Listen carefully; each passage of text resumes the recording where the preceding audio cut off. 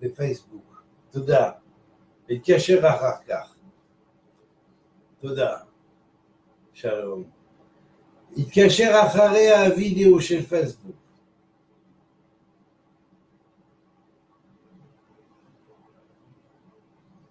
Bon. Alors.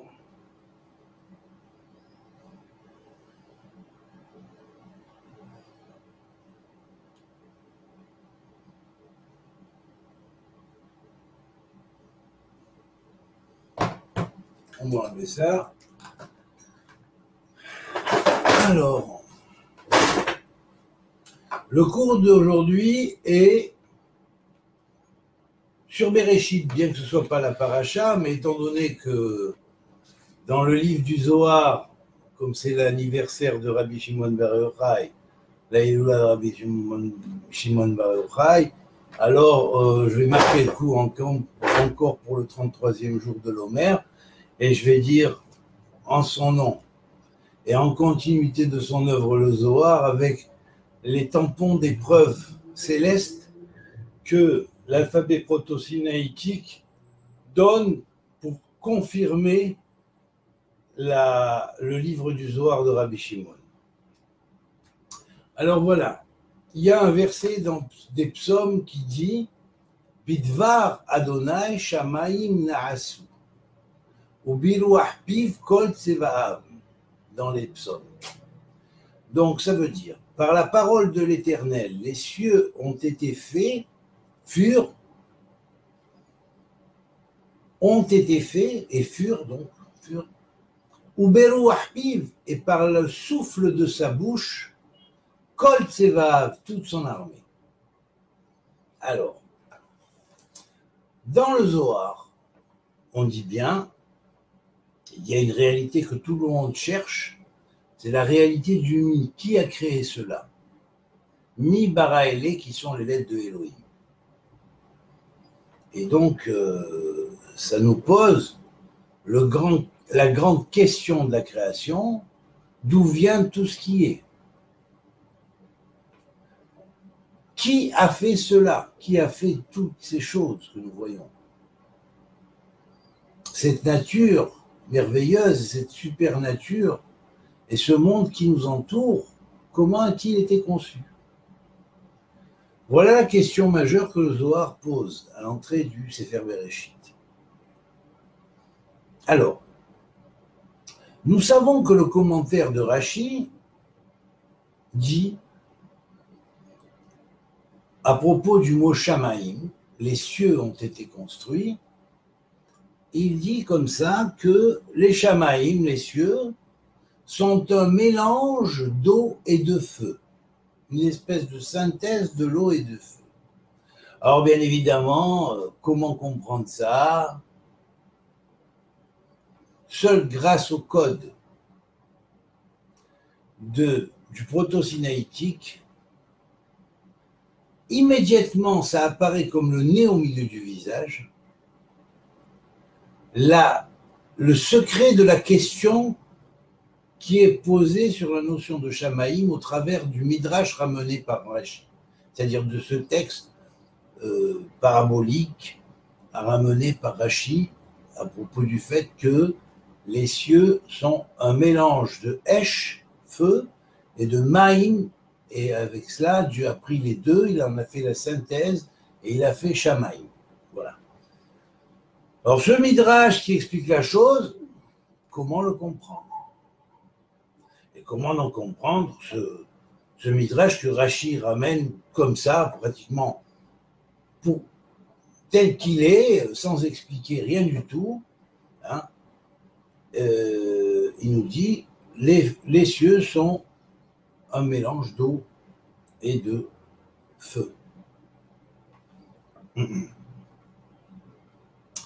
À partir du moment où nous comprenons que la Torah est un code, un grand code, alors on va l'analyser, ce code, au travers du proto-sinaïtique. Et là, je vais vous dire, ceux qui sont restés à la chourite et qui n'ont pas voulu ou qui ont rejeté totalement la Torah antérieure, si on pourrait dire, avec l'alphabet de ce que le Talmud appelle l'alphabet des tsofim, tsofim, c'est-à-dire ceux qui sondent, ceux qui scrutent les prophètes, en fait. Les tsofim sont les prophètes. Et donc, comment ont-ils pu laisser tomber un alphabet pareil qui a tant et tant de choses à dire sans parler? Il s'éclaire par lui-même. Alors, je vais vous dire, nous allons prendre le mot Shamaïm. Avant, je vous souligne sur cette page, vous pouvez voir,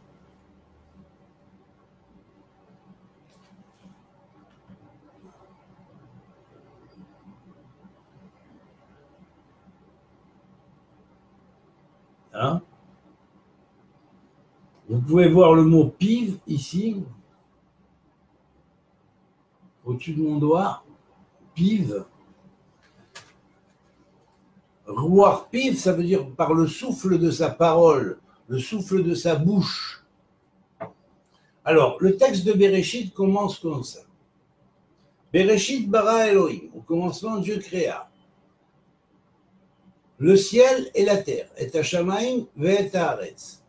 Ve'haaretz, et la terre, était tohu vabou, elle était informe et vide.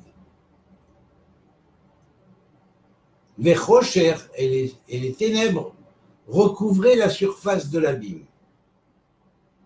Vayomer Elohim, ve'ruach Elohim merachefet al panei hamaim, et le souffle de Dieu planait au-dessus des eaux. Vayomer Elohim, et Dieu dit que la lumière soit. La lumière fut. Et la lumière fut.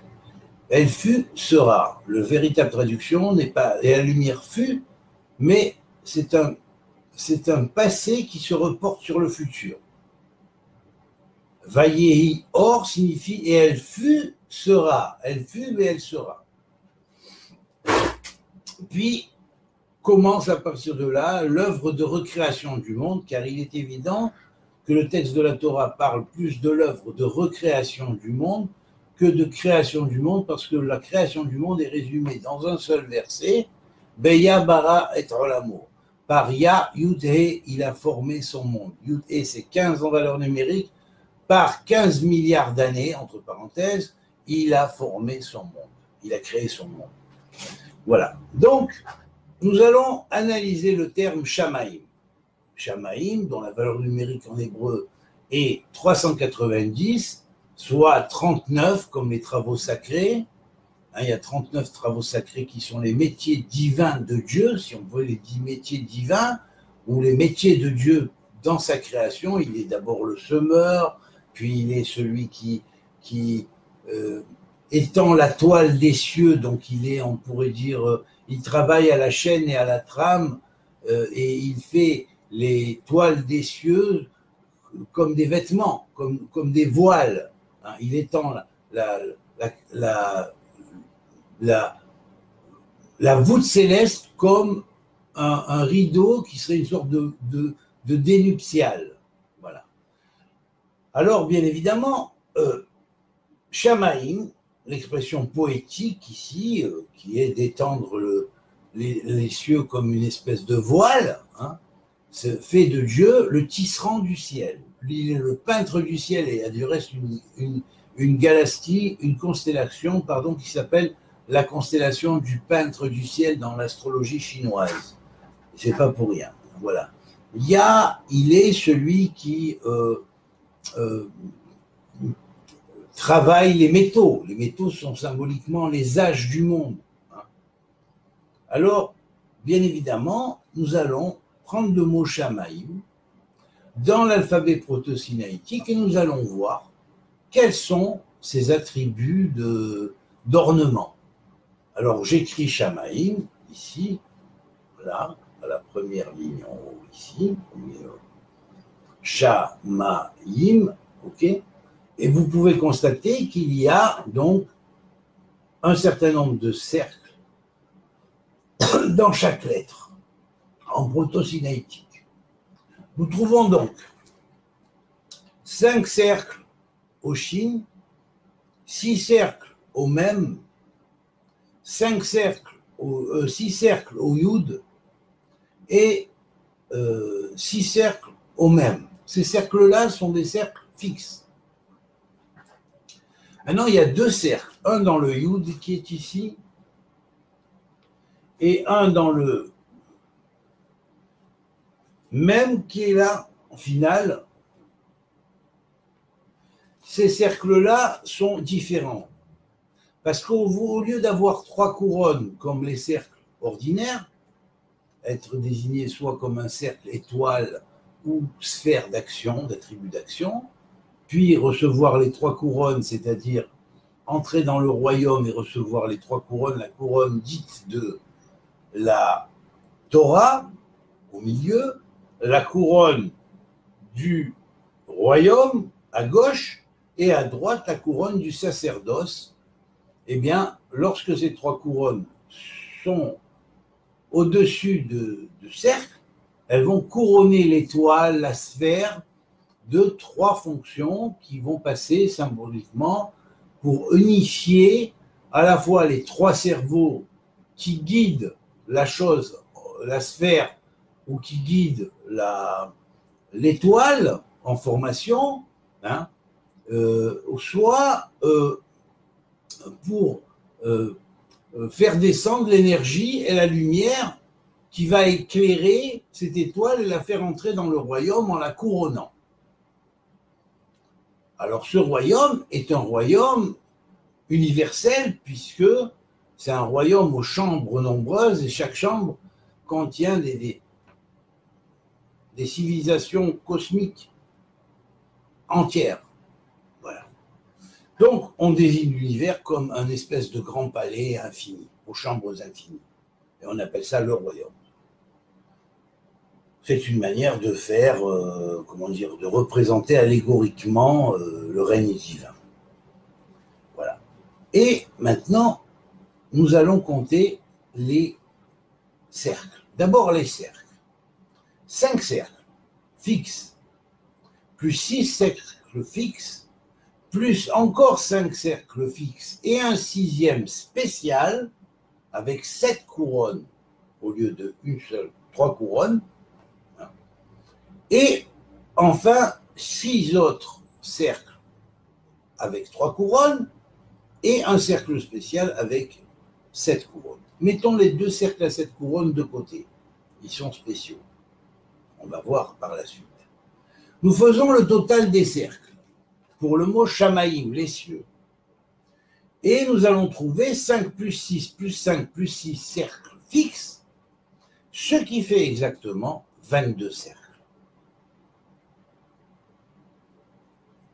Est-ce que ça rappelle à certains quelque chose? Eh bien oui, bien sûr. C'est obligé de rappeler qu'il y a 22 arcanes principaux dans le tarot qui sont directement en relation avec les 22 lettres de l'alphabet hébraïque, puisque le tarot originel et primordial a été créé par Hanor, le nom d'Hermès Trismégistes, en Égypte. Voilà pourquoi le livre d'Enoch astrologique contient les secrets astrologiques et, au-delà de l'astrologie bien évidemment, du tarot. En tant que la grande rota divine de Or-Hot, la lumière des lettres, qui est dans la Torah bien évidemment. Alors, ce qu'on va voir, c'est que la valeur 22 est égale au mot Yahad. Yahad veut dire une unité. Ça veut dire que toutes les lettres travaillent ensemble. Bizarre que l'on trouve 22 cercles fixes, plus que 2 cercles spéciaux. Allusion aux lettres Mem et Nun, qui existent sous 2 formes entre le proto-sinaïtique premier et le proto-sinaïtique deuxième, qui vont former la base de ce que l'on appelle les 24 lettres, les 24 lettres de l'alphabet proto-sinaïtique lorsqu'on va rajouter ce même et ce nun en introduction à le futur ashurique qui va naître par la suite, qui va être le troisième alphabet utilisé par les Hébreux. D'abord comme Béné Israël et ensuite comme peuple juif, ou une tribu et demie restante du peuple d'Israël.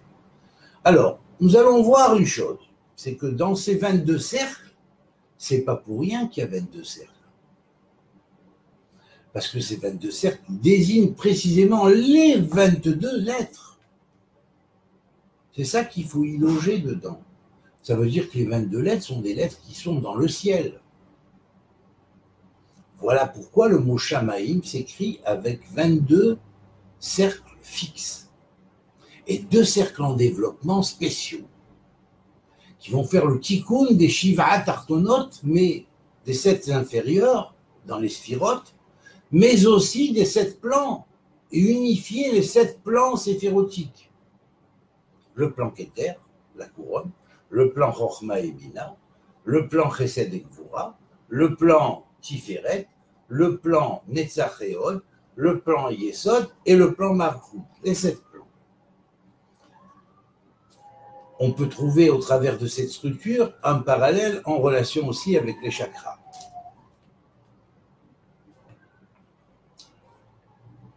Alors, nous avons 22 lettres fixes qui vont symboliser les 22 diviseurs, parce qu'il y en a 22 et il n'y en a pas 23 ou 24, et il n'y en a pas 21. Il existe 22 diviseurs en nombres entiers et égaux du cercle. Le cercle contient 360 degrés. Le cercle contient 360 degrés. Et dans ces 60 degrés, le premier diviseur, bon, par an, pas divisé, mais bon, par 2, ça fera 180. Mais 180, c'est le diamètre. On ne divise pas par 2 parce que ça ne forme pas une figure fermée. Le premier diviseur, qui donnera une figure fermée, le triangle, à 3 côtés égaux de 120 degrés, c'est le premier diviseur du cercle. Le deuxième diviseur du cercle va être le carré. Le carré associé au triangle, qui vont former la lettre Aleph et la lettre Bet, c'est-à-dire le Ab, le Ba, à la fois le père, le principe père et le principe du futur, vont être finalement le principe père et le principe de son développement dans le futur vont être la base et la clé de toute la structure pyramidale, par exemple. Vous voyez, la pyramide est construite sur un mode de Aleph et Bet selon l'alphabet géométrique hébraïque, qui ne prend que 22 lettres en considération parce qu'il y a 22 polygones réguliers divisant le cercle en angles égaux, comment dirais-je, en gones, en facettes égales. Donc il y a le triangle, 3 faces, 120, 120, 120, le carré, 4 faces à 90, le pentagone, 5 faces de 72 degrés chacune, l'hexagone, 6 faces de 60 degrés chacune, et ainsi de suite, jusqu'au, on pourrait dire, le tavégone, c'est-à-dire le 400, le tav, qui est la valeur numérique 400, c'est le nombre de grades, mais en diviseur, il va diviser par 360. Le 360, ça va donner donc 1 degré. Donc, il y aura 360 facettes à 1 degré chacun. On arrive presque à l'arrondi. Et c'est comme ça. Voilà. Parce qu'un degré, ce n'est pas visible à l'œil nu. Si on fait des traits, avec ce polygone-là, on arrive au rond, pratiquement. Parce que c'est plus visible à l'œil nu, la courbure. Voilà. Donc, il y a une signification de pourquoi il y a 22 lettres. Une signification énorme. Alors maintenant, dans le mot Shamaïm, nous trouvons donc 22 lettres, qui en valeur numérique en hébreu fait Yachad, et elles travaillent comme un ensemble. Mais prenons maintenant le nombre des lettres, 22, et multiplions-le par 3, puisque chacune représente un cercle fixe avec 3 couronnes. Alors, il y a 22 cercles contenant 66 couronnes. Or, 66 est la valeur numérique de Galgal. C'est-à-dire que les cieux, en hébreu, selon le proto-sinaïtique, vont aller dans un Galgal. Un Galgal, c'est-à-dire une roue cosmique, la roue du zodiaque, la roue des différents zodiaques emboîtés des mondes emboîtés, l'un dans l'autre. Voilà. Et donc, à partir de là, nous avons Galgal, qui s'écrit Gimel Lamed, Gimel Lamed, et effectivement, par multiplication, 2 fois le Gimel que nous retrouvons à la position 1 et position 3 dans le mot Galgal, multiplié par 2 fois le Lamed que nous retrouvons à la position 2 et à la position 4 dans le mot Galgal, forme les deux terminologies, les deux termes, les deux mots qu'on va dire, Gag et Lal. Gag, c'est un sommet, c'est la vague, vous voyez, quand elle fait le sommet comme ça. Et Lal, c'est le flux et le reflux. Alors, Gag, ça vous fait 180 degrés, et Lal, ça fait 180 degrés dans le sens opposé, ce qui fait que quand on joint le Gag et le Lal, eh bien, on va faire un Galgal. C'est-à-dire que 60 ou 6 multiplié par 66 Gag multiplié par Lal est égal à 360 degrés, nombre des degrés du cercle. Alors ça, c'est pas dans les chroniques de Zecharia Sitchin, hein, que je sache, les chroniques sumériennes. Bon, alors maintenant, on va passer aux deux fameux ornements qui sont là dans le Yud et là dans le même Sophie final.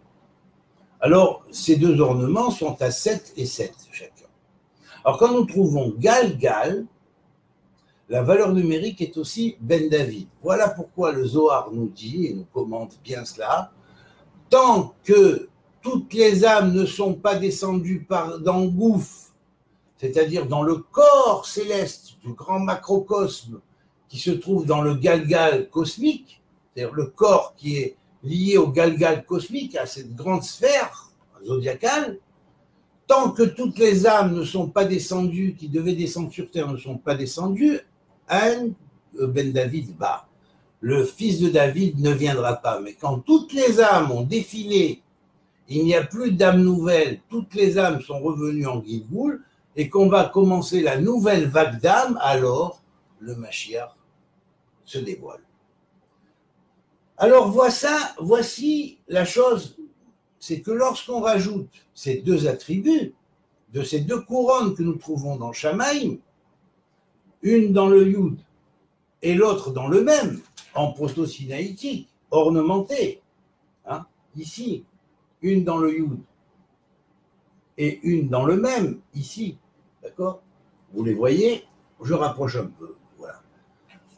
Il y a ici 7 couronnes et 7 couronnes, et je vous expliquerai le thème des 7 couronnes une autre fois, hein, mais les 7 couronnes, plus 7 couronnes vont former en tout 14 couronnes. C'est le royaume du ciel, mais 14 c'est aussi Zahav.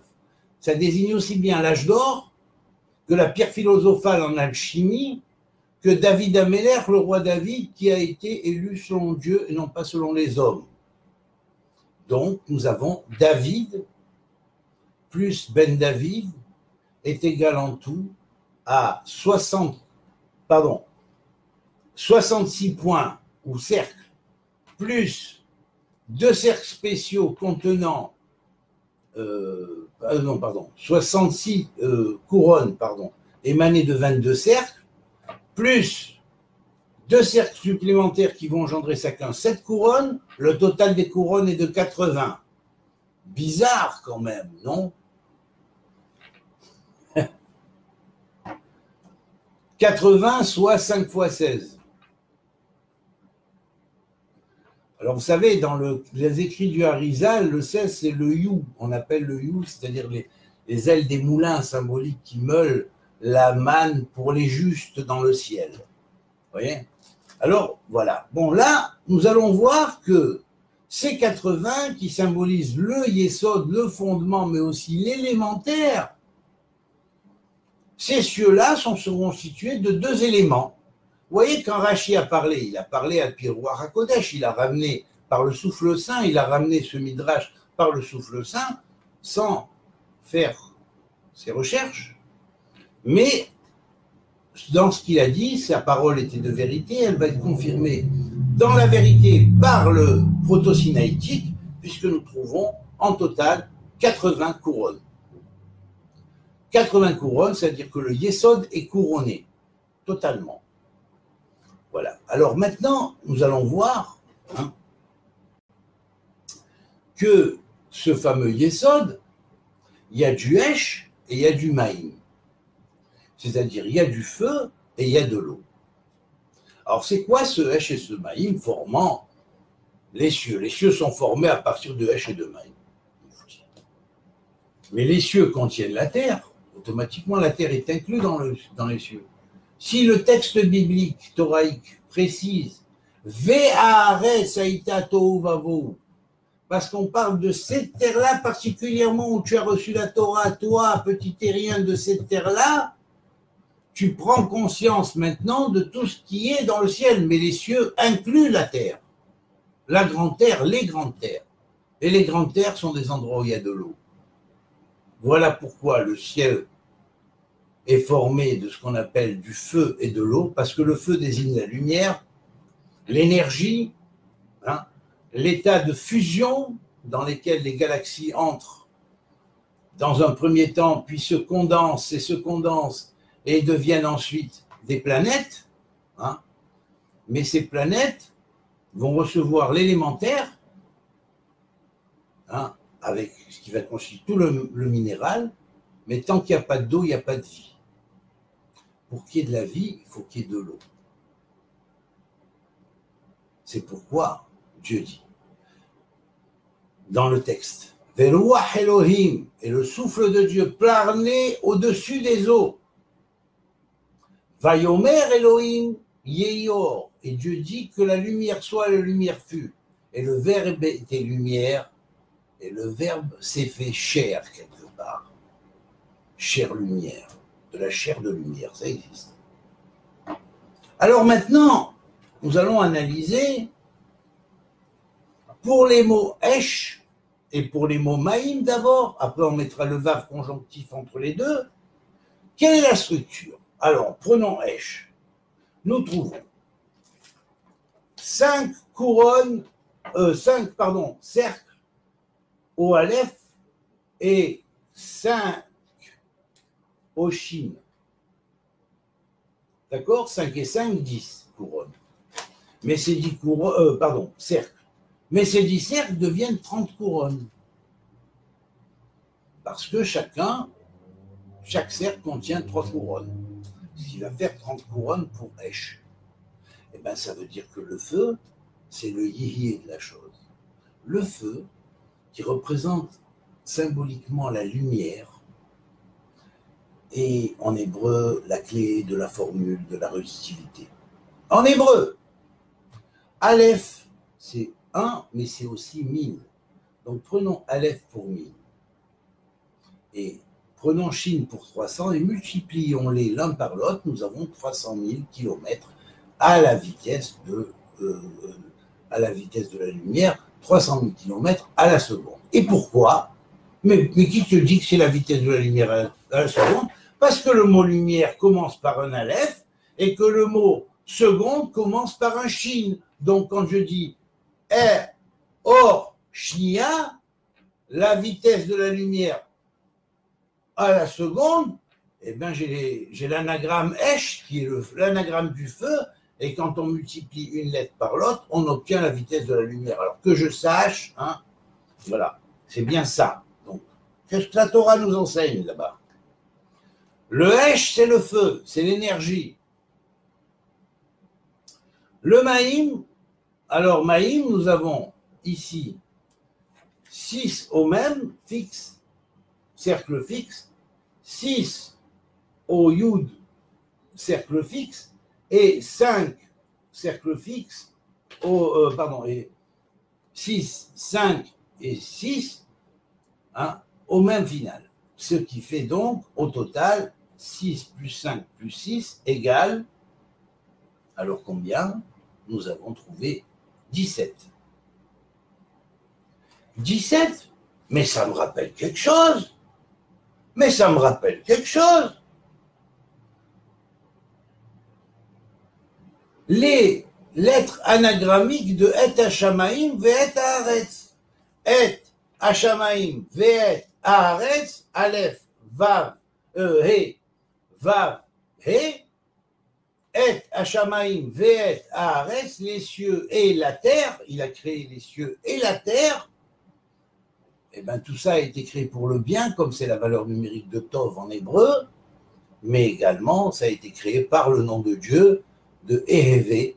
Ehevé, ça veut dire « je suis celui qui est et qui sera ». Alors, là, il est, en travers de quoi? Il est ipséité du ciel et ipséité de la terre. Il est le ciel et la terre qui contient en lui-même et qu'il expulse hors de lui-même. Mais les cieux ont été créés en vertu des eaux. En vertu des eaux, que veut dire en vertu des eaux? Parce qu'il a créé les cieux pour la vie, parce que dans des cieux qui sont faits que de feu, il n'y a pas de possibilité d'existence. Où est-ce que va venir l'existence? Dans des cieux qui contiennent des terres ou des planètes qui sont des exoplanètes et qui contiennent de l'eau. Ça, c'est un ridouche, je précise. C'est un ridouche, c'est une nouveauté. Qui contiennent de l'eau. Donc, c'est le mot eau qui est la clé ici. Voilà pourquoi son règne s'établit par l'eau. Voilà pourquoi le mot Meler, qui veut dire le roi, est égal à Maïm en valeur numérique. Ce qui veut dire que l'eau 90, d'après la valeur numérique des lettres, contient 17 cercles. Ces 17 cercles signifient que l'eau est désignée pour le bien, c'est le côté bien qu'il y a dans les cieux. Les cieux existent et Dieu les a créés afin que les terres soient habitées. Et quand toutes les terres seront habitées, dans le futur des futurs, toutes les terres seront habitées, il y aura énormément d'exoplanètes, elles auront toutes atteint le stade d'eau et le stade de possibilité d'existence, bien sûr pas toutes, mais toutes les planètes en passent de devenir des exoplanètes, et bien à ce moment-là, les eaux auront fait leur travail, la Torah pourra se transmettre, la connaissance pourra se transmettre, et le code qui permet la vie par l'eau pourra se transmettre. Eau qu'on ne peut pas imaginer forcément au niveau de notre eau matérielle physique, mais qu'on pourrait imaginer qu'il existe aussi des niveaux d'eau différents, plus éthérés, plus éthériques et plus de dimension plus spirituelle que la nôtre. Voilà. Alors, nous allons faire maintenant le total. Nous avons trouvé pour Esh 10 cercles. Pour O, nous avons trouvé 17 cercles. 17 plus 10 égale 27 cercles. 27 cercles est la valeur numérique de Zach. Zach veut dire purifier. Mais c'est vrai que par l'eau, on se purifie. Et par le feu, on purifie aussi. Mais, voyez une chose, c'est dans la Lacha d'ailleurs. Alors maintenant, voyez encore une autre chose qui est extraordinaire. C'est que 27, ce sont, et ça va représenter, les 22 lettres que nous connaissons, qui divisent le cercle en des diviseurs égaux, de polygones réguliers. Il y en a 22, il n'y en a pas plus, il n'y en a pas moins. Il y en a 22. Pour arriver jusqu'à 360, qui est la clé du Galgal, c'est à partir de là que le 1 degré, à l'œil nu, quand on fait 1 degré à côté d'1 degré, d'après l'apparence, on voit un cercle se former. Et pourtant, on aura fait des traits. c'est pratiquement insensible et très difficilement visible à l'œil nu. Alors, bien évidemment, c'est la raison pour laquelle on a déterminé que le cercle doit avoir 360 fenêtres, si on pourrait dire, au degré, hein, et qu'il devait contenir 22 diviseurs entiers, qui allaient former la trame, si on pourrait dire, cosmique de l'énergie de l'univers, des énergies de l'univers, mais en même temps, 5 lettres finales qui, elles, allaient représenter 5 autres fonctions, et nous avons donc 27 lettres en tout. Voilà. 27 lettres en tout, c'est-à-dire Ha-Yachad, le Yachad. Comme s'appelaient un petit peu les Kohanim Bene Tzadok à Cohen, qui vivaient à Qumran, le groupe était appelé le Yachad, Ha-Yachad. Ha-Yachad, c'est-à-dire le groupe lié au 27. Parce que 27, c'est Esh et Maïm. Pourquoi? Parce qu'ils avaient la conscience de cette chose-là. Ils avaient la compréhension. Ils dialoguaient encore avec les anges de la catégorie des Ishim. Ils recevaient des informations. Et ils ont été initiés par ces anges. Et la tradition s'est transmise. Alors nous avons donc en tout un total de 27 cercles. Maintenant, nous allons associer le Esh, le feu, avec Maïm, l'eau. Esh ve Maïm, comme ça on dit, n'est-ce pas? Le feu s'associe à l'eau quelque part. Cette association de synthèse va donner 3 cercles supplémentaires qui vont former la valeur numérique de 30. Or, 30, c'est la valeur numérique de Yéhiyé, le futur. Voilà pourquoi, lorsque nous prenons le Esh, le feu, qui est à l'origine même de l'énergie, duquel même les Maïm vont être de l'énergie, eh bien, nous allons trouver 10 cercles, comme les sphirotes, dans le feu, c'est-à-dire dans les lumières. Il y a du reste 10 catégories de lumière, hein, dans la Kabbale. Hein. Il y a Or-Tsar, Or-Metsurtsar, Or-Zohar, Zohar, Mi-Zohar, il y a plusieurs Or-lumière. Hein.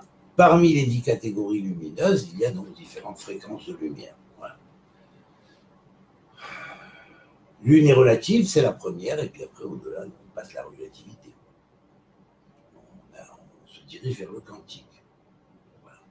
Alors, et le quantique des quantiques, je précise. Alors, Esh, tout seul, contient 10 cercles, symbolisant les 10 sphirotes, mais aussi, par ses couronnes, contient 30 couronnes. Comme les 10 cercles associés aux 17 cercles vont donner 27 en tout, hein, plus 3 du Vav conjonctif qui va associer le feu à l'eau, eh bien nous allons avoir en tout 30, et là on aura le même total qu'en plaçant les couronnes sur le feu. Ça veut dire que le feu est en puissance d'engendrer ce qui va sortir après, y compris l'eau. Et alors, parce que l'eau c'est de l'oxygène et de l'hydrogène, mais qu'en réalité c'est formé de lumière, tout ça à la base et à l'origine. Voilà. Donc nous avons quelque chose d'extraordinaire, puisque nous avons maintenant, donc en tout, Esh, V, Maïm, nous avons 30 cercles, avec le Vav conjonctif entre eux. Eh bien, on prend ces 30 cercles, on leur place leur couronne fixe, on met 3 couronnes sur chaque cercle, et nous obtenons 90. Or, 90, c'est la valeur numérique de l'eau, Maïm, en hébreu. Vous voyez? Alors maintenant, on va rajouter les cercles en plus qui sont dans Esh ve Maïm, celui-là et celui-là. Donc, qui est le cercle du Mem de Maïm, de haut, et du Yud de Maïm, ou haut. Et nous allons trouver, donc, nous allons trouver 2 cercles supplémentaires, mais qui sont spéciaux. De la même manière que dans les 32 voies de la sagesse, car on va atteindre le nombre de 32 cercles, Dans les 32 voies de la sagesse, il y a 2 voies qui sont spéciales. Les 2 premières, la profondeur du commencement, la profondeur de la fin. Voilà. C'est ces deux-là, c'est ces 2 profondeurs-là qui sont liées à ces lettres-là, du Mem et du Yud qui forment le mot Mi. Mi, dit le Zohar, c'est ce que tout le monde recherche. Eliaou, un avis, vient vers Rabbi Shimon et lui dit, aujourd'hui, on a enseigné à la yeshiva d'en haut quelque chose d'extraordinaire. Mi bara ele. Mais mi bara ele, le voilà le mi bara ele. Le même Yud sont les 2 voies sacrées du commencement et de la fin impénétrables que voilà que les lettres nous vont nous dévoiler ici. Et nous avons alors la clé des 32 voies de la sagesse. Alors on va prendre ces 32 voies et on va savoir que la voie 1 et 2, les 2 premières voies, enfin qui sont liées à ces lettres-là, qui sont liées au Mi, eh bien, elles n'ont pas atteint leur plénitude. À 3 couronnes, elles n'ont pas atteint leur plénitude. Elles ont une seconde phase où elles doivent acquérir encore chacune d'elles 4 couronnes et l'autre 4 couronnes pour arriver à 7 couronnes et contrôler tous les plans. Alors, on va voir comment les 4 premières couronnes et les 4 deuxièmes couronnes, la profondeur du commencement avec le Shem Yud Ke Vav Ke et la profondeur de la fin avec le Shem Adonai, combinés ensemble, eh bien, ils vont donner la clé du monde, ils vont donner ce fameux saut sur la création, comme quoi elle a un commencement et une fin. Et cette fin, elle est faite en fonction d'un futur. Alors voilà comment, du nombre 32, multiplié par 3 dans un premier temps, parce que les 2 ornements spéciaux n'ont développé que les 3 couronnes dans un premier temps, et ils en ont 4 chacun à venir, hein, eh bien, d'abord, ils vont développer les 3 couronnes. Donc, au travers des 32 voies de la sagesse, ça va faire 32 multiplié par 3 pour avoir les couronnes, pour le nombre des couronnes. Les cercles, 32 cercles, vont devenir 96 couronnes. Curieux, non? Curieux. 16 de couronnes de plus que le précédent, à 80 couronnes. Vous voyez? Shamaïm. Encore une fois, un Yud. Yud et Vav, qui sont la clé des lettres de la foi qu'on trouve dans le nom de Dieu, mais aussi que dans la chourite, c'est la base de structure de tout la chourite. Le cercle et la périphérie, et formant la base de l'étoile de David, et après, à partir de l'étoile de David, toutes les lettres, les 27 lettres sortent. Voilà comment ce nouveau Pérec du Zohar est arrivé ici aujourd'hui.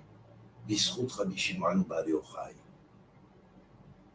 que je dédie à Rabbi Shimon Bar Yochai, et que comme il a dit dans le premier chapitre du Zohar, que quand une nouveauté de la Torah est émise, et c'est une nouveauté, des cieux nouveaux et des terres nouvelles sont créés en haut dans le ciel, et à ce moment-là, ces terres de vie et ces cieux de vie, ces terres de vie, il est bien marqué ces terres de vie, deviennent des terres de vie. Voilà pourquoi la terre de vie ne peut émerger que là où il y a l'eau. Et voici la raison pour laquelle Rashi avait dit, en rapportant le Midrash, les cieux sont une confection de Hesh et de Maïm.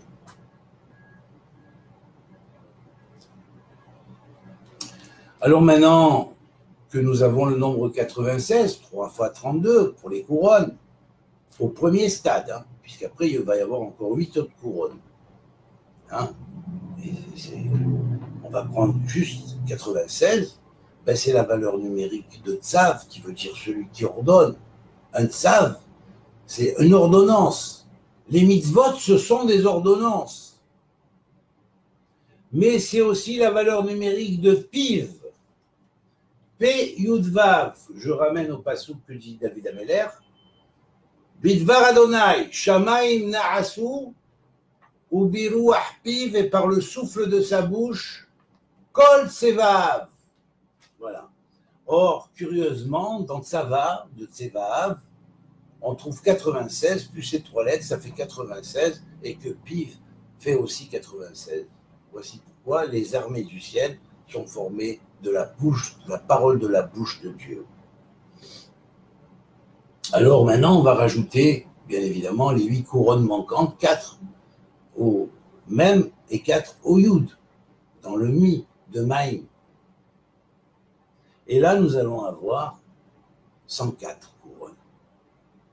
Alors, vous vous rappelez que Shamaïm, ça faisait Galgal dans le nombre des couronnes, et que Galgal, c'est égal à Ben David, et qu'après, grâce aux 2 lettres qui ont des ornements spéciaux, on avait 7 plus 7, 14 couronnes supplémentaires qui sont la valeur numérique de David. Alors, on a David, Ben David, et là, on a Meller David, le roi David. Meller David écrit comme ça.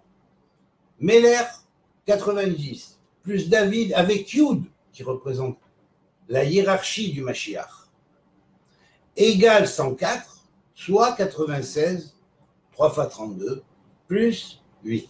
Les 8 couronnes manquantes par rapport à 3 couronnes. 3 couronnes, il manque donc 4 couronnes et 4 couronnes, ce qui va faire 8 couronnes en tout.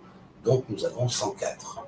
104, qui est la valeur numérique du mot avanim, les pierres avec le kollel. Avec les pierres, on construit la maison, on construit le temple, on construit le 3e temple, et c'est David, Meller à David avec le Yud qui reconstruira le 3e temple et son unité, qui deviendra un temple cosmique et un temple universel pour toutes les nations de la terre.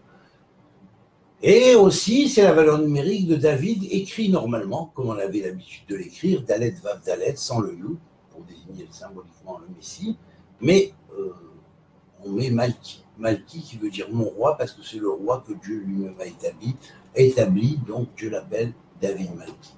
Et bien ça, c'est la valeur numérique égale à Yesod Kad. Yesod Kad, le fondement même de la Torah qui contient Kad Sfarim, parce qu'il est l'incarnation de la parole de Dieu, il est l'incarnation des 4 Sfarim, des 4 Sifrei Torah, et qui symbolise les 4 Kishutei Kala, les 24 cadeaux que Dieu, que l'Éternel, Akadosh Baruch Hu, dans sa fonction de Akadosh Baruch Hu, au principe masculin, rouhani, spirituel, fait en cadeau à la Kala ou la Shrina, sa présence, selon le point où sa présence se diffuse, eh bien, les 4 Kishutei Kala, par leur fondement, qui est fondement dans les cieux, vont arriver sur la terre. Voilà. Je crois que vous devriez noter ce pérec comme un rajout, un pérec nouveau en commentaire de ce qu'a dit Rabbi Shimon Bar Yochai pour le Zohar. Voilà, parce que c'est un nouveau pérec du Zohar. Et croyez-moi, au fur et à mesure où on va scruter dans le proto-sinaïtique, il va y en avoir des nouveaux parakim du Zohar. Ce sera un véritable Zohar Hadash et un Zohar Blissof. À mesure que les gens entreront dedans, ils seront éclairés par la parole elle-même. Que Dieu vous bénisse et qui vous apporte d'abord un bon Shabbat, parce que demain soir on rentre dans le Shabbat, et puis une bonne continuité d'Omer. Aujourd'hui, ça va être le jour qui suit le 33e, et c'est les rachetés votes de mon nom, Dal, David Lelouch, Dal. Hacherai le pauvre, heureux le pauvre. Ben oui, je suis heureux, qu'est-ce que vous voulez? Je suis pauvre, mais je suis heureux, pauvre. Enfin, je ne suis pas si pauvre que ça, mais enfin, je suis pauvre par rapport à tout ce que je devrais avoir pour faire, ce que je dois faire. Je suis pauvre. Quelque part, je suis un petit peu comme une espèce de roi en exil. Vous voyez? Dans la pauvreté, voilà. Bon, mais c'est pas grave, je l'accepte parce qu'il est marqué, la sagesse ne va pas, la richesse ne convient pas aux sages. Sauf si on a un but de l'utiliser afin de faire bénéficier tout le monde de la richesse. Voilà. Que Dieu vous bénisse et qui vous protège. Et transmettez, s'il vous plaît, ne laissez pas comme ça, c'est dommage, parce que c'est beau, et regardez le temps que j'ai pris pour confectionner ça et pour vous le transmettre. Ne méprisez pas en ne passant pas aux autres. Partagez un maximum. Et comme ça, vous amènerez de plus en plus vite la Géoula. Allez, que Dieu vous bénisse et qu'il vous unisse. Pour tout. Amitié à tous et à toutes.